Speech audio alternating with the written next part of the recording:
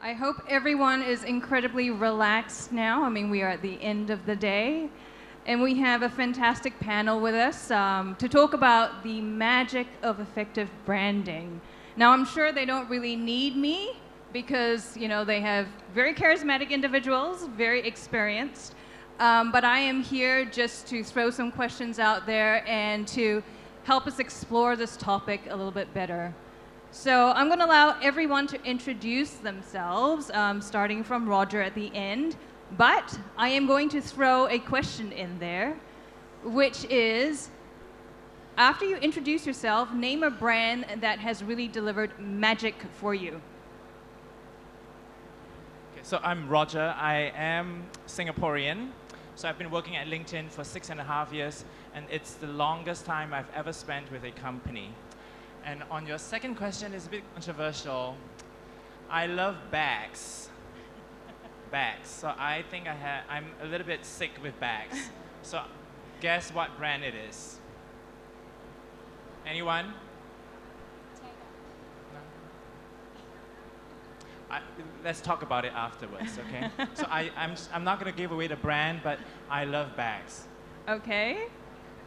So I'm Emma. I'm the Associate Director at BBC Storyworks APAC, and I oversee the content strategy for the region.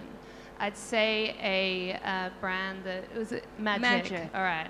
Definitely recently I would say Nike. I think they've really impressed me with a bit of magic recently. Okay. Yeah.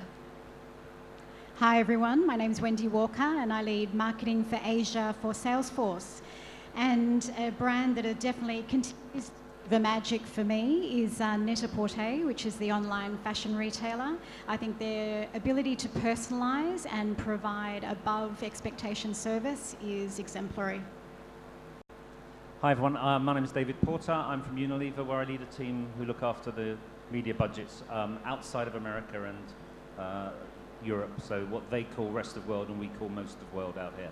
A brand that's really doing it for me at the moment, one of our own, and some of the people in the room work on it, and that's Lifebuoy, which just got some nice recognition at Cannes for doing brilliant purpose advertising with data-driven marketing behind it. And when your brand's purpose is to help Indian children live to the age of 5, which is quite a thing to start with, then you've got some real powerful purpose to work with, and it makes all the difference, and I'm sure we'll touch on that again later. And the reason why I asked our panel to actually talk about what brand would deliver magic, because if I asked them what brand was effective, they would probably come up with a totally different brand, you know, a brand that was effective in their own life. So this is actually something that we want to talk about today, because magic and effectiveness tends to actually come from two different, you know, sides of the story. Branding today, as you know, is more than just, you know, visual identity. It's more than just, you know, how your strategy is. It is actually how your brand relates to other people in the world. And so we really want to talk about brand effectiveness in the context of brand story. So again, another general question to everyone is, what medium and platform tells your brand story the best? David? Don't wish to sound contrary, but I think all of them and none of them. I really don't think that the platform comes first, the idea comes first. And a lot of people working in data-driven marketing, programmatic, etc., we've lost sight of that fundamental truth, that a huge idea travels well across borders, travels well across platforms. After that, of course, we want to think about the context and the frame of mind that the public that we're talking to are in. But you know, the right work can make anything work hard. Yeah. So I wouldn't single one out, to be frank. Wendy? I'm singing for the same tune, I think, although I think for us at Salesforce, our platform is really about authenticity. And for me, when you have that platform, you can really build a storytelling brand story from that. And I think, you know, authenticity for us is at the core of our brand DNA. It's who we are. And it's led from the very top. So our CEO, Mark Benioff, when he started the company back in 1999, he really built the company on a belief that business was the greatest platform for global change. And so 20 years later, you've got over 35,000 employees worldwide really living and breathing that. And so that gives us that core authenticity. So when we speak as a brand, we speak with an authentic voice. And I think for myself, I've been at Salesforce for just 6 months, and I've really enjoying working for an organisation that is true to their values and really builds everything on that authentic platform. Well, I'm going to sound a little biased here, but I think our preferred platform is obviously the bbc.com.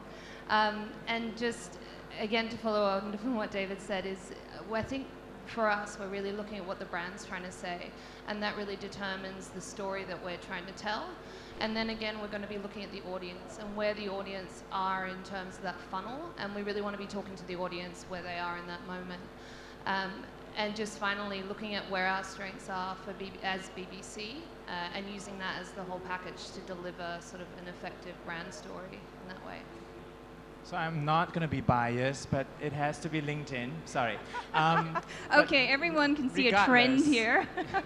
Regardless, I think I'm with David. I think across all the platforms or formats, I think if you've got the right content and you know how to fit it into the right context and the mind frame of people, the audience of these platforms, it will work. I would just say that the content today that LinkedIn produces or the story we tell tend to be at the personal level, and then they ladder up to like the collective level, what we call like the power of community. We try to draw people in. The natural instinct is to help someone find a job, help someone connect to someone so that they can sell better or they can learn something. So I think when you appeal to that collective level, it becomes very relevant and very emotional. I mean, every brand that we have here on stage is a global brand. And I think what's interesting is that if platform is not the number one, the most important sort of, item that you have to think about, the question is, how do you actually construct a story that resonates both locally and globally? So David, especially for Unilever, I mean, you have so many brands, you're all around the world. How do you actually create a brand story for the Unilever brand that actually resonates with different communities who are using your products in different ways? That's a great question. And to be frank, we don't always do that. I mean, the example I just gave with Lifebuoy would not resonate in a developed nation, where you don't have infant mortality rates as you do in the developing markets. So it's about creating a local flavor on those things. And the other reality now is that as we do more DDM, so more data-driven marketing, and we do more e-commerce, and we rely more on the data and e-commerce systems in every country, they're different all over the world. So you can't work exactly the same way everywhere. So we're seeing much more kind of modular creative work, modular assets. The final assembly is done in market to work and appeal to the public and to the systems that it has to fit into. So life just got a lot more complicated, but if you're doing that with purpose, it really connects you much more closely to the public, so it's worth it. It really is worth the effort. It pays off. Roger, especially for LinkedIn, I mean, you're a more enterprise brand, but also the way people work and how people actually feel about work is different around the world. How do you and your brand really try to convey the message of what your brand is to different communities? It's also a very consumer brand because all of us as professionals and individuals are on it. So I've always heard the word like glocal. I don't quite like it because it seems to imply that something global is coming and then you kind of localize it. So as I was thinking about this panel a few minutes ago, I invented this thing called Lobo. So Lobo, so it implies that at the local level, you are kind of surfacing ideas and concepts that may or may not work globally. So I think that's the model that we tend to take. I think my colleagues would agree with me. And I think there's so much opportunities operating in like a global format. And I take the example of bags, right? It's like making a bag that comes in different shapes and sizes, different colors, different fabrics, whether it comes shoulder strap or crossbody you have it, but you know globally that this is a bag or a brand that you love, you recognize it, and you just continue to love it no matter what designs it comes in. It's a bag. Do you think that when we actually say we're going to use we have a global brand, but we have local execution, do you actually also localize the way you measure the effectiveness of that brand? Wendy, do you have any insights? I think for us, you know, we put our customers at the centre of all of our stories, because really their success is our success, and so they are the best ones to really tell the story of Salesforce and the success it has brought them. And so for us, I think in terms of global versus local, it's how we show up as an organisation in our local communities that we're serving, and how we hero the customers in those local markets and tell their stories and hero them. And for me, that's about making sure that it can still be on a global platform, but really articulated in a beautiful local way and in the true essence of the local communities, which is so, so important. I've got we have one actual agency person here on the panel. So she has a production background. Emma, when we talk about creating localized content as well as local stories, how much harder is that? You know, was it easier in the old days where we just created, you know, one global idea, one global brand, you know, one global story, and now you actually have to execute campaigns for different localized markets? Yeah, I mean, it may have been easier, but I think this way is a lot more fun, where we're talking to a hyper-localized audience now. So I think at BBC, from a content perspective, we always try and work out those universal human truths at the core of our content that we create, and then we use the local faces or the local stories to tell that message and that brand message. So we had a great example. We had a campaign with Standard Chartered Bank where it talked about an Indonesian telehealth startup. And it was all about the fact that there's lots of traffic in Jakarta, and there were really long waiting times at doctors' offices because there's a really low doctor-to-person rate. So it's about those human truths of, obviously everyone's sat in a doctor's office waiting, and everyone's sat in traffic, and that you're not alienating any audience by saying that, but in that respect, we were telling it from a very distinctly Indonesian perspective. So I think it's about marrying those two, sort of the universal human truths, but with those local faces and those local stories. I think the general consensus we have here is that it's less about the brand and more about the stories of the people who are your customers. And that seems to be increasingly very effective. I mean, we see this in the growth of influencer marketing, also the shift away from celebrity spokespeople more to advocates, brand advocates, people in your own company. Roger, who in LinkedIn are storytellers? Who has your company chosen to be the storytellers for your brand, and why were they chosen? Why are they so effective? So before that, I'll just correct. I did not invent Lobo. I just realized.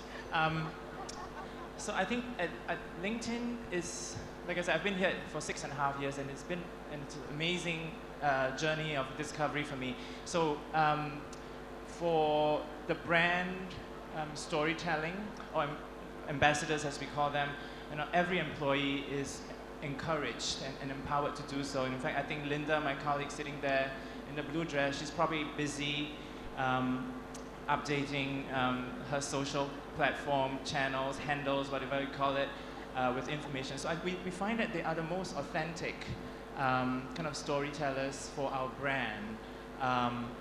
And before we do anything, we let the employees know, and the response would normally be, what can we do, how can we do, and when can we do? We're like, wait till the campaign goes live and then join in the conversation. Add your own flavor to it. Quick example, if I have time. So we did a recent In It Together campaign. So we encourage employees to kind of just do their own. And then they came up with so many creative ways to kind of bring the campaign to life that we wish we had thought of it. But the employee element plus our members really brought it to life for us, and you're absolutely right. I think the brand is not at the center of the story. It's like a courtship. Nobody wants, when you're courting someone, you don't want to talk. you want to let the person talk, right? So I think that's close to mind for me. I mean, for when you're talking about, you know, having your employees be advocates and storytellers for your brand, that also means that you have to treat your employees really well. You know, I mean, that is a new audience that you actually have. It's not a paid audience, but it's an audience that's actually very, very close to your brand and probably knows your brand the best. Wendy, with your insights, and for Salesforce, I mean, who are your storytellers besides people in your own company? And what has been the most effective way you've actually, you know, leveraged that kind of support? Yeah, look, as I said before, we put our customers at the centre of all of our storytelling, but also our employees. Oh, we have a friend. Little birds flying past. So our employees are a huge part of our storytelling also, because as you mentioned, they're living and breathing our brand every day. So the platform in terms of business being the greatest platform for global change, it's actually integrated into our business model. It's called the 1-1 model, 1-1-1 model for those of you that are not across that. We give 1% of our time, 1% of our equity and 1% of our product back to the communities that we work to serve.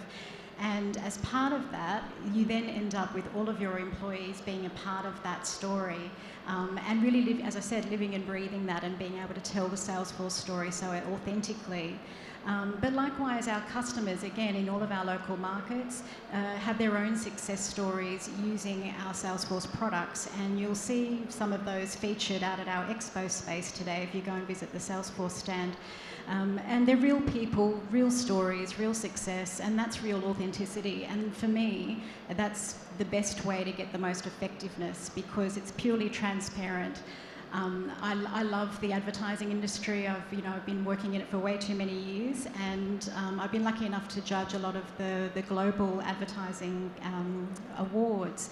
And my favourite category is creative effectiveness because I love seeing amazing creative and amazing brand storytelling. But what I love even more is when you can see the direct link back to the business bottom line.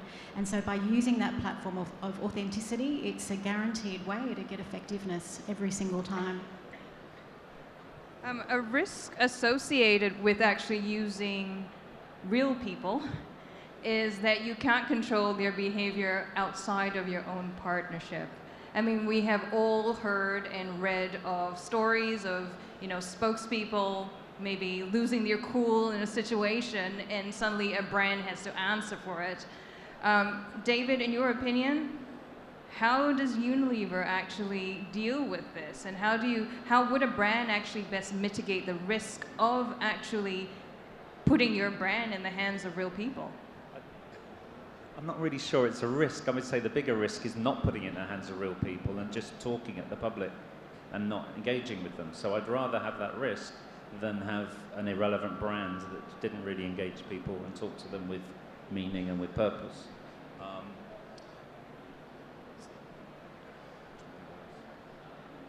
I wrote something very smart down here earlier. I think... anyone here go to Cannes? You lucky people? Anyone went to Cannes and has returned very quickly? No. No, they're all sleeping it off. Our great new CEO, Alan Jope, spoke a lot there, and he talked about what he calls woke washing, which is really behaving as if you've got a purpose, but really paying lip service to it and not following through. I think that would be the biggest way of delivering authenticity, is to make sure if you have a purpose, if you are going to engage with a particular group or community, that you mean it and you follow through with actions and really contribute something. And I think if that's putting some power back into the hands of the public, I don't see that as risky. I think that can only be a good thing.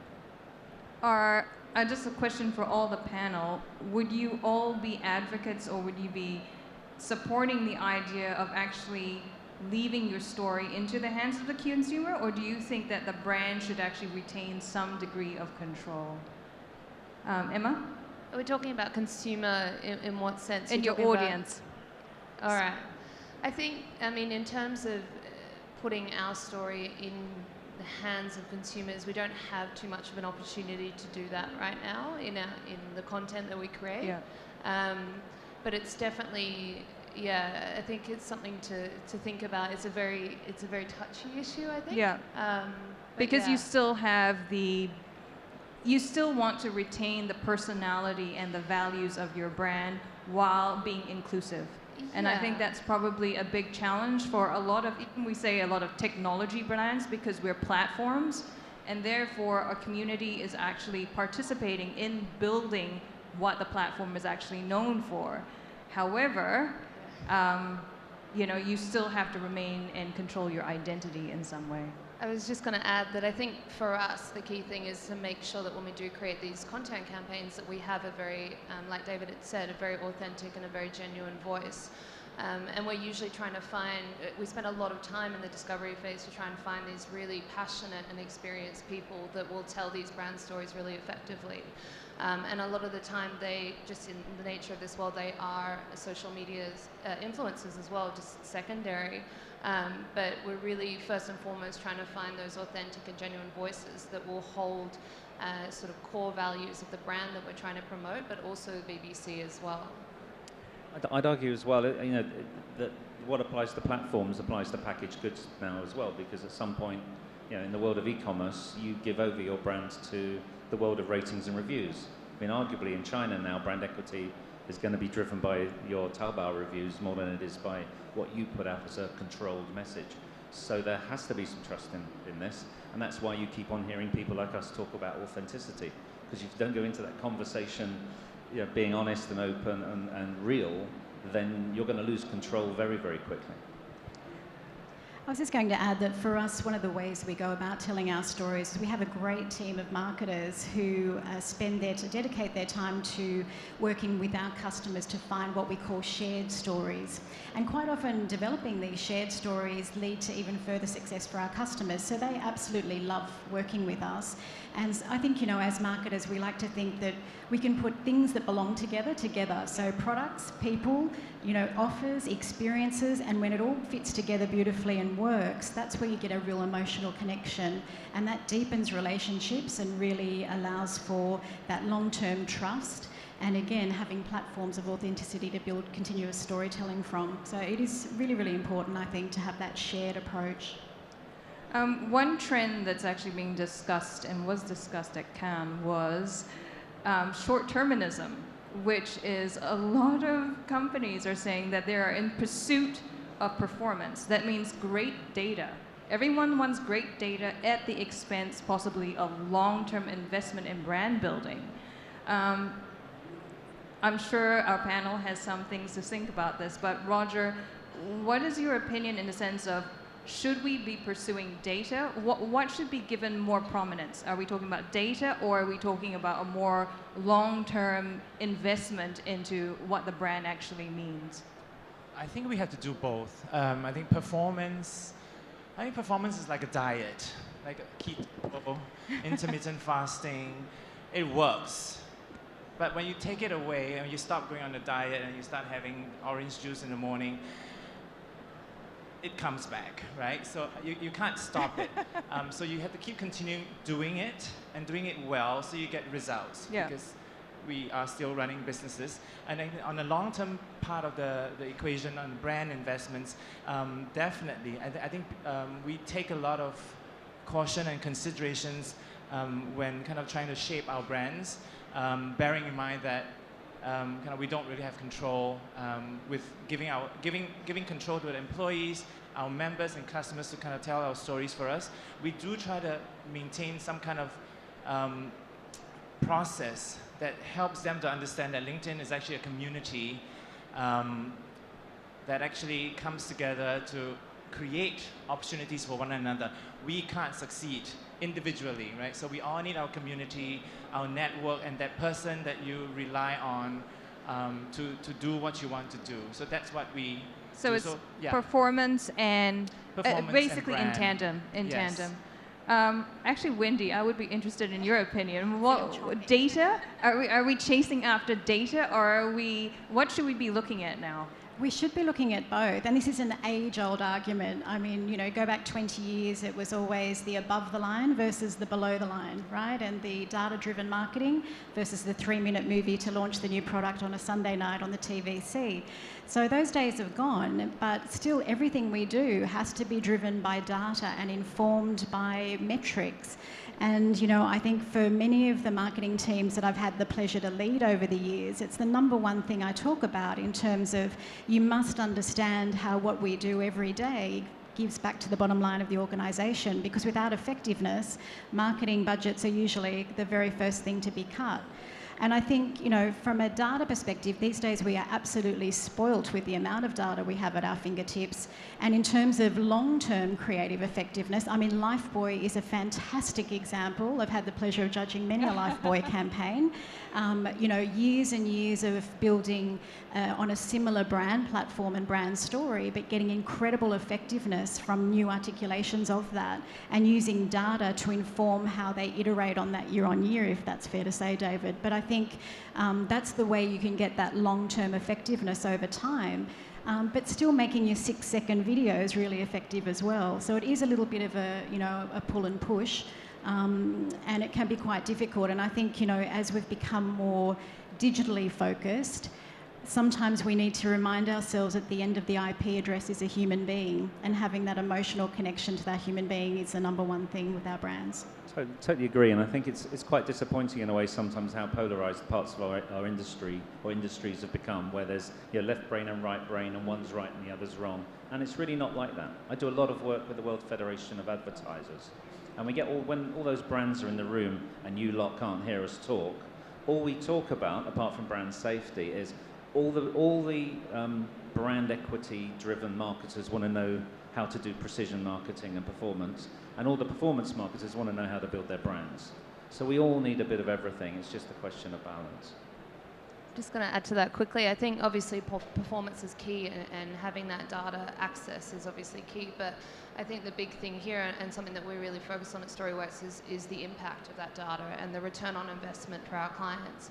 So we work with a bespoke research study that basically looks at the science of engagement and the science of memory, and look at that emotional reaction and that long-term memory. So we can, I mean, we see a lot with our clients that there's different KPIs for every client, and also the actual data that we get varies wildly from every source. So whether that's page views or dwell time, and they can be these big glossy numbers, but at the end of the day we really want to show what has this content with the brand done for your consumer or done for this audience, and you can see that live impact, and it's not this big amazing number, it's actual impact at the end of the day.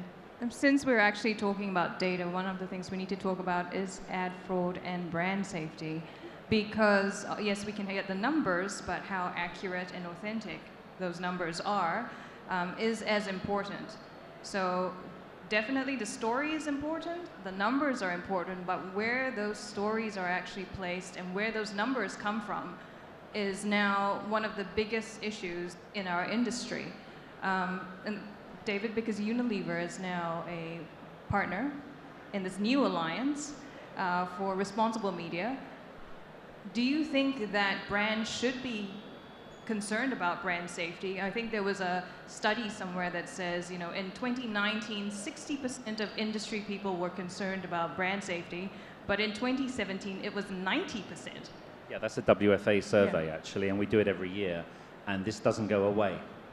You know, it's seriously, when we do a round the table tour of, you know, what's keeping you awake at night, it's the same thing every time, because we can all talk about authentic communications and brilliant ideas and great executions, but if they're landing somewhere which is unverifiable, maybe the thing's not viewed, maybe you're being defrauded, or maybe even worse, it's in an unsafe environment that could be funding some very, very bad actors or causing real harm to vulnerable groups, you're doing more than wasting your money. It's worse than that. So it's a really critical area for us, and I've always been taught if you're going to give a number, you better have it written down, because we've done kind of 5 things in this area. So having said that, I've got to tell you what they are. First, I mean, we've been working with the WFA to set some industry standards, and given the industry that most of you are in, if you're not familiar with the WFA's digital charter, I really would go and have a look at it. There are 8 points, and because the message from 90% of the world's advertising budgets is, if you want to work with us, you should be working along those lines. So it's really super important. Then we set up our own standards, our own responsibility framework, and then we blended these two things, this is number 3, into, we call it the preferred publishers list. It's like a big global white list. It's a gradual process. We want to work with partners to tighten these things up, because not everybody starts from the same place. Then you'll have heard there's a great deal of cross-industry collaboration going down now on audience measurement. Again, an important part of that. And finally, what was announced at Cannes, which is the Global Alliance of Responsible Media. And this has got 16 big advertisers, most of the agency groups, pretty much all the platforms and the big global publishers and all their trade bodies. For the first time, now that we've hit whatever it is, 50% global internet use, you know, as we start to see what's going to happen with the second half of the population coming online, this group's sitting down for the first time to really talk seriously about how we can make this a safer place. So, because for us it's as much a part of the world's environment as the air and the sea and the land and the people, and we really need to get this right. Can I just add to that as well? I think I heard this term the other day, ethical advertising, and it's not necessarily about obviously funding environmental causes or something like that, but looking at also funding sort of journalism in local markets and impartial journalism as well. So I just heard that the other day actually as well. Yeah, there's an interesting whitelist being built that only funds ethical journalists, right? Yeah. I mean, this is, I think through our conversation this afternoon, when we were talking about, yes, the topic was, you know, the magic of effective branding, but we obviously have come to some kind of a conclusion that effective branding really is, it is quite all-encompassing. And I would say that means that the job of the storyteller, the job of the marketer, you know, the job of the media buyer, it's actually become very complex, because everyone is contributing to the overall brand story for the company that they're working for. We don't have very much time left this afternoon, but I want to ask you a question where, what is the best testimonial for your brand? And what makes you think, yes, you know, yes, this is what we've been working for? Wendy, do you want to start? Sure. I think at Salesforce, as I've spoken a lot about today, it's all about our customers and our customers telling our story. But not only that, our customers actually build their own local communities. And so when you have customers that are so passionate about your brand that they start their own communities and run their own events, all centered around Salesforce, I think, you know, you've done a good job of you know, generating that brand value and the brand essence out into the community. Roger? Yeah, so we obviously look at a lot of metrics, the science of it, but for me, the best kind of testimonial is when I get really personal stories from our members, you know, who actually bother to contact us and tell us things that just made our day. So recently, a freelancer wrote to me. She said, you know, thank you so much for all the work you guys do. I can't claim credit. I'm just a marketing guy. But she said, you are responsible for 70% of my work on LinkedIn. So basically 70% of someone's livelihood, which is pretty humbling. Yeah. So obviously I send it to all the teams to kind of help to inspire them. That's a really great story. Emma? I think just as a content creator, we can invest a lot of hours into sort of this big glossy campaign, or we can create a really simple campaign. But like I said before, at the end of the day, it's about the impact and the return on investment for our client. So what we can show them is sort of real impact, whether it's emotional or memory for our audience. I think that's the key thing that says we nailed it. David, I'm sure you have plenty of stories on this. Well, yeah, one. but guess what? I'm going to take us back to purpose. So for me, what really excites me is when we've got a brand that delivers on that. Unilever doesn't do CSR, okay? We're not a charity. What we believe in is making this a better planet while we also sell product at the same time. And when we combine those two things and have a really successful commercial brand, but we've also touched and changed the lives of the people that, you know, whose purpose we've talked about, then we're happy. So no woke washing, but real impact on those communities. That's when it's really, really satisfying. Well, thank you everyone for participating in this panel this afternoon. If you have any questions, I'm sure you can accost them as they leave the stage. We've got 24 seconds.